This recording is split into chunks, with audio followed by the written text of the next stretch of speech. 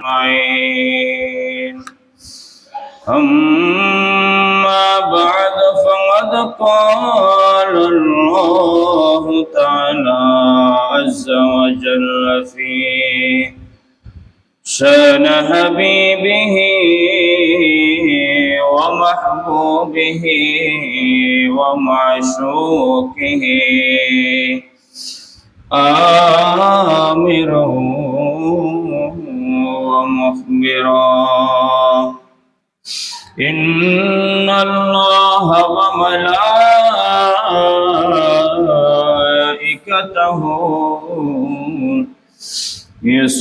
يصلون على النبي يا أيها الذين آمنوا صلوا عليه وسلموا تسليما صلى الله على وآله وأصحابه وسلم صلى الله على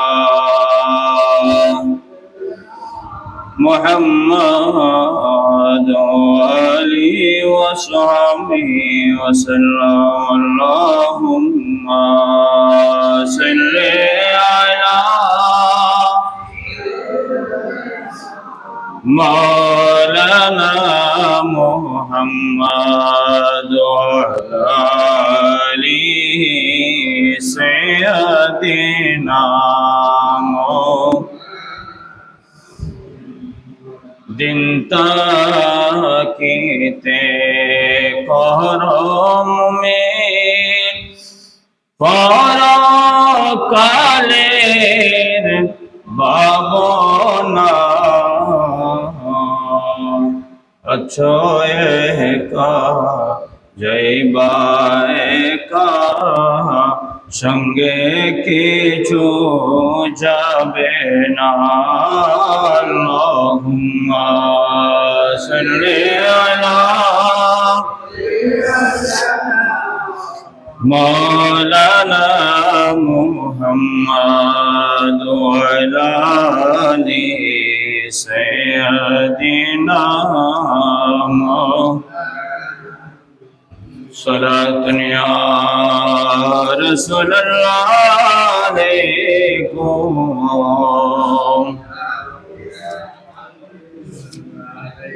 يا رسول الله انظر حالنا يا حبيب الله اسمع قولنا صلاة يا सलाम जिनके आने की खबर सनदीन व नबी बाइज़्ज़ो शफ़ीदा हुए सलातुनिया अलैकुम अस्सलाम या हबीब अल्लाह अलैकुम अऊज़ु बिल्लाहि मिनश शैतानिर रजीम बिस्मिल्लाहिर रहमानिर रहीम या الذين آمنوا إنما الخمر والميسر والأنصاب والأزلام رجس من عمل الشيطان فاجتنبوه لعلكم تفلحون صدق الله المولانا العظيم وصدق رسوله النبي الحبيب الكريم ونحن على ذلك لمن الشاهدين والشاكرين والحمد لله رب العالمين رب صل وسلم وبارك عليه মনে বড় আশা আছে যাব মদিনায় মনে বড় আশা আছে যাব মদিনায় সালাম আমি করব গিয়ে সালাম আমি করব গিয়ে নবীজি রওজায় মনে বড় আশা আছে যাব মদিনায় মনে বড় আশা আছে যাব মদিনায়। মুআজ্জিজ হাজিরিন, সম্মানিত মুসল্লিন কিরাম রহমানি ওয়া রাহমাতুল্লাহ, আসসালামু আলাইকুম ওয়া রাহমাতুল্লাহি ওয়া বারাকাতুহু। মহান রব্বুল আলামিনের দরবারে লাখো কোটি শুকর আদায় করছি যে রব্বুল আলামিন আহকামুল হাকিমিন পবিত্র মাহে সফরুল খায়রে দ্বিতীয় জুমার নামাজ পড়ার উদ্দেশ্যে আল্লাহর ঘর মসজিদে আমাকে আপনাদেরকে উপস্থিত করেছেন। আমি গুনাহগারকেও আপনাদের সামনে দাঁড়িয়ে কিছু বলার জন্য সুযোগ তৌফিক দান করেছেন। মহান রব্বুল আলামিনের দরবারে সকলে শুকরিয়া দান একটি বার বলি আলহামদুলিল্লাহ।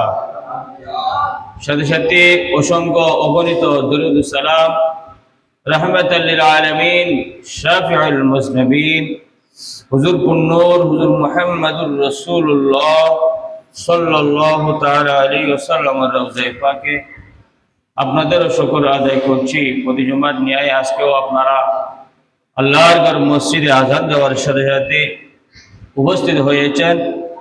আমি গুনাহগারকেও আপনাদের সামনে দাঁড়িয়ে কিছু বলার সুযোগ তৌফিক দান করেছেন। মহান রব্বুল আলামিনের দরবারে সকলে শুকরিয়া দান।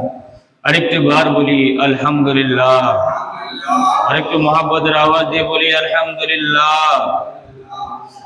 সম্মানিত হাজিরিন, কুরআনুল কারীমের সূরা মায়দার 90 নম্বর আয়াতে কারিমা আমি তেলাওয়াত করেছি। সেই আয়াতে কারিমার আলোকে আমাকে বলার, আপনাদেরকে শুনে আমল করার আল্লাহ তৌফিক দান করুন। আর একটু জোরে বলুন না আমিন। সাথে সাথে আজকে জুমার নামাজ হচ্ছে সফরুল খায়রে, সফর মাসের দ্বিতীয় জুমা। সফর মাসে কোন জুমা?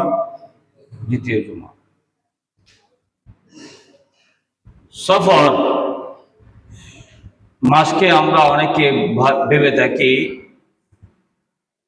বালা মুসিবতের মাস, রোগ ব্যাধির মাস। আরবের ওই সময়ের মধ্যে সফর মাসকে তারা বালা মুসিবতের মাস হিসেবে তারা কি করত? মনে করত। রোগ ব্যাধির মাস হিসেবে মনে করত। আসলে বালা মুসিবতের সাথে রোগের সাথে মাসের কোনো সম্পর্ক নাই। মুসিবতের সাথে রোগের সাথে মাসের কোনো সম্পর্ক নাই। বালা মুসিবত এগুলো একমাত্র আমাদের গুনাহের কারণে, পাপের কারণে আল্লাহ পাক আমাদের উপর চাপিয়ে দেয়। তাহলে বোঝা যায় বালা মুসিবত, রোগ ব্যাধি এগুলো সব আল্লাহর পক্ষ থেকে, মাসের সাথে কোনো সম্পর্ক নাই। একটি কুসংস্কার। সফর মাস অত্যন্ত ফজিলতপূর্ণ মাস, ইবাদতের মাস, নফল ইবাদত বান্দাগির মাস। জোরে বলুন না সুবহানাল্লাহ। আল্লাহ পাক আমাদের সবাইকে সফরুল খায়রের মাসে ইবাদত বান্দাগি করার আল্লাহ আমাদের সকলকে তৌফিক দান করুন। আমিন। সম্মানিত হাজিরিন, কোরআনুল কারীমের যে আয়াতে কারিমা আমি তেলাওয়াত করছি সূরা মায়দার 90 নম্বর আয়াতে কারিমা।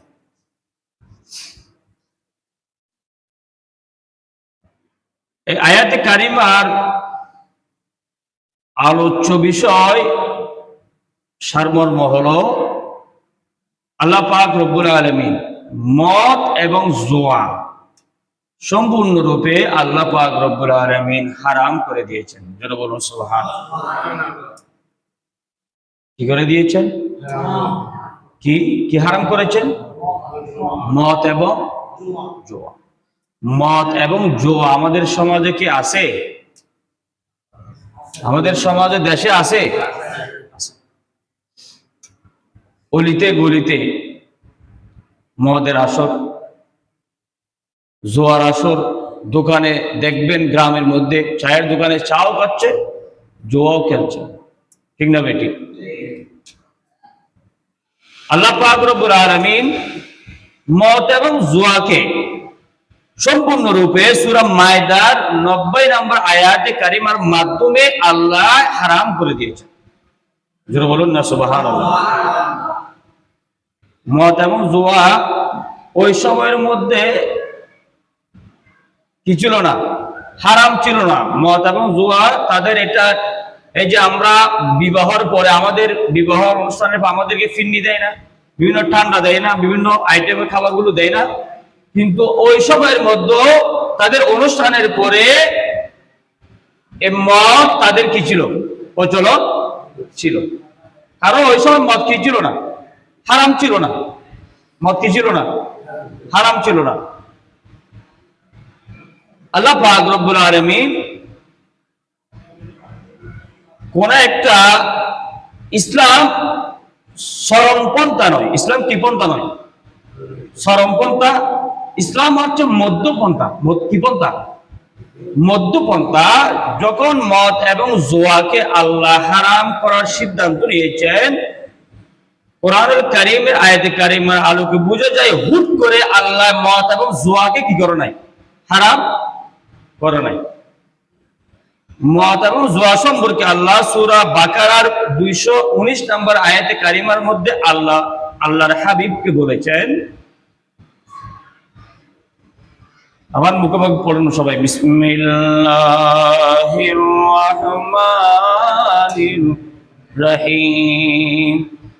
ইয়াসআলুনাকা আনিল খামরি ওয়াল মাইসির কুল ফীহিমা ইসমুন কাবীর ওয়া মানাফিউ লিন-নাস وإثمهما أكبر من نفعهما।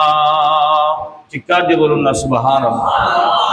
আল্লাহ পাক রব্বুল আলামিন আল্লাহর হাবিবকে বলেন, ও আমার হাবিব, আমার বান্দারা যদি আপনার কাছ থেকে মদ এবং জুয়া সম্পর্কে যদি জানতে চায়, মদ এবং জুয়া সম্পর্কে জানতে চায়, আপনি তাদেরকে বলে দিন, কুল ফীহিমা ইসমুন কাবীর।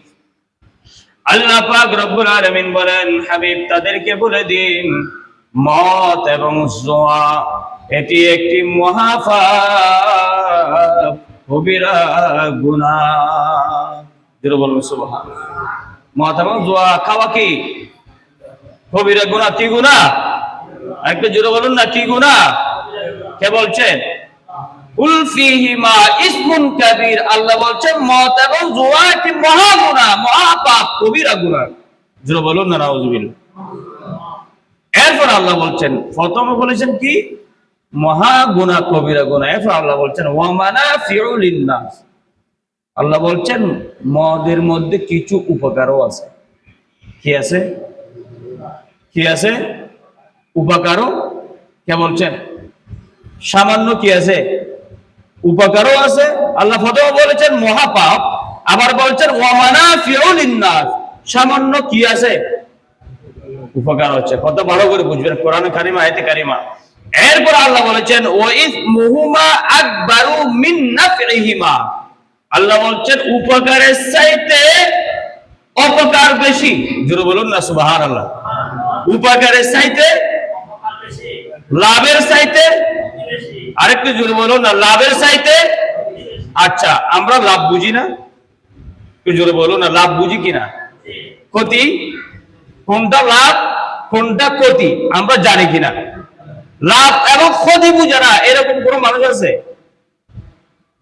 কোন মানুষ আছে? সুস্থ মস্তিষ্ক ব্যক্তি লাভ এবং ক্ষতি জানে না, বুঝে না, কোন মানুষ আছে এরকম? যাদের মেন্টাল নষ্ট, মাথা নষ্ট, ব্রেন নষ্ট, পাগল, তারা তাদের জ্ঞান হারিয়ে ফেলছে, তাদের ব্রেন নষ্ট হয়ে গেছে, তারা লাভও জানে না, ক্ষতিও। কিন্তু আমরা যারা সুস্থ মস্তিষ্ক, আমরা যারা আছি, তারা আমরা লাভ কোনটা ক্ষতি কোনটা, লাভ এবং ক্ষতি আমরা সব জানি। কিন্তু আল্লাহ বলছেন কোরআনুল কারীমে, মদ এবং জুয়া, মদ মানুষের জন্য মহা একটি পাপ। আবার বলছেন কিছু সামান্য উপকার আছে, সামান্য। আবার বলছেন ওয়া ইসমুহুমা আকবারু মিন নাফিহিমা, কিন্তু যে উপকারের চাইতে অপকার বেশি, উপকারের চাইতে অপকার বেশি। ওইসব আরবের মধ্যে মদের আসর, মদের তারা বড় বড় যারা আছে আরব সম্রাটের পরিবার, তারা মদের এটা তাদের জন্য ওই সময় কি ছিল?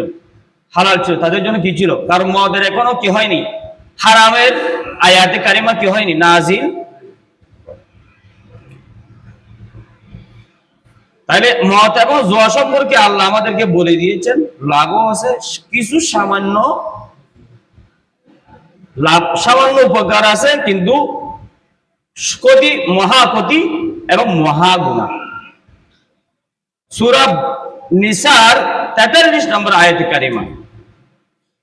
যখন ওই সময়ের মধ্যে মদ ওই সময় হারাম হয়নি, আরবের লোকেরা এই যে আমরা যেভাবে অনুষ্ঠানের মধ্যে ফিন্নি টিন্নি ঠান্ডা ঠান্ডা খেয়ে যেভাবে আমরা আনন্দ করি, ওই সময় তারা একটি অনুষ্ঠানের মধ্যে অনুষ্ঠান শেষ করে তারা মদ পান করে, ওই সময়ের মধ্যে দেখা যাচ্ছে মাগরিবের নামাজের সময় হয়েছে। যেটা বলুন না সুবহানাল্লাহ। যখন মাগরিবের নামাজের সময় হলো, তারা নামাজের জন্য দাঁড়ালেন। ওই সময়ের মধ্যে এক সাহাবীকে নামাজের ইমামতির জন্য পেশ যায় মসলার মধ্যে ইমামতি করার জন্য পাঠিয়ে দিলেন। যেটা বলুন না সুবহানাল্লাহ। কারণ ওই সময় মদ কি হয় নাই, হারাম। মদ কি হয় নাই, যাকে পাঠানো হয়েছে কারণ সে তো অনুষ্ঠানের পরে কি পান করেছে, মদ। কোরআনুল কারীমের সূরা কাফিরুন তেলাওয়াত কেরাত করতে গিয়ে উল্টা পাল্টা তারা কোরআনুল কারীম কি করছেন, তেলাওয়াত করতে লাগলেন। সাহাবায়ে কেরাম পিছন দিকে হাই হাই, নামাজের তেলাওয়াত তো কোরআনুল কারীম আয়াতে কারিমা উল্টা পাল্টা হয়ে যাচ্ছে। নামাজের পরে সাহাবায়ে কেরাম দলবদ্ধ হয়ে নবীজির দরবারে উপস্থিত হলেন। জোরে বলুন না সুবহানাল্লাহ।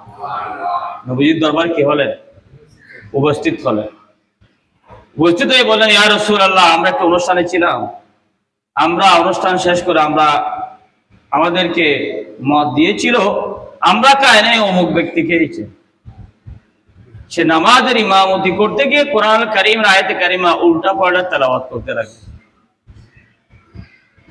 ঠিক ওই মুহূর্তের মধ্যে মহান রব্বুল আলামিন জিবরিল আমিনকে সূরা নিসার 43 নম্বর আয়াতে কারিমা নাজিল করে দিলেন। জোরে বলুন না সুবহানাল্লাহ। আল্লাহ বলছেন, ইয়া আইয়ুহাল্লাযীনা আমানু লা তাকরাবুস সালাতা ওয়া আনতুম সুকারা। চিৎকার দিয়ে বলুন না সুবহানাল্লাহ। আল্লাহ পাক রব্বুল আলামিন বলেন, ও আমার ইমানদার বান্দারা, তোমরা নেশাগ্রস্ত জিনিস তোমরা পান করে কে, ওয়া আনতুম সুকারা, তোমরা লা তাকরাবুস সালাতা, তোমরা নামাজের দ্বারে কাছে যেও না। জোরে বলুন সুবহানাল্লাহ। নেশাগ্রস্ত খাবার খেয়ে তোমরা কোথায় যেও না? নামাজে নামাজে। কারণ ওই নবী সাল্লাল্লাহু আলাইহি সাল্লাম যখন সাহাবায়ে কেরাম অভিযোগ করলেন, নবীজি দরবারে সাজাতে আল্লাহ